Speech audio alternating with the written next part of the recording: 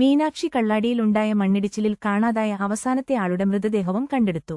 ഹിമാചൽ പ്രദേശ് സ്വദേശിയായ ബിക്രം സിംഗ് റാണയുടെ മൃതദേഹമാണ് ഇന്നലെ മീനാക്ഷിപ്പുഴയ്ക്ക് സമീപത്തെ കുളത്തിൽ നിന്ന് കണ്ടെത്തിയത്. കഴിഞ്ഞ 7-ാം തീയതി രാവിലെ 11:15 കള്ളാടി ആനക്കാമ്പുയിൽ തുരങ്കപാത നിർമ്മാണ മേഖലയിൽ ദുരന്തം സംഭവിച്ചത്.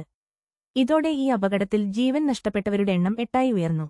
തുരങ്കപാത നിർമ്മാണ കമ്പനിയിലെ കൺസ്ട്രക്ഷൻ മാനേജരായ ബിക്രം സിംഗ് റാണയും സേഫ്റ്റി എഞ്ചിനീയറായ ഇ.ടി.കെ. കുഞ്ചുവും അടുത്ത സുഹൃത്തുക്കളായിരുന്നു.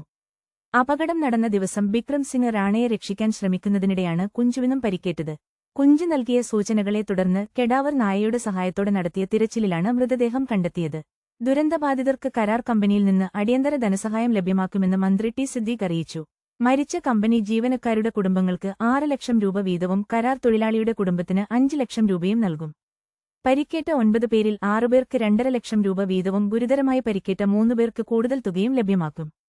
10 ദിവസത്തിനകം തുക കൈമാറാനാണ് നിർദ്ദേശം. കൂടുതൽ വാർത്തകൾക്കായി ഞങ്ങളുടെ ചാനൽ സബ്സ്ക്രൈബ് ചെയ്യുക.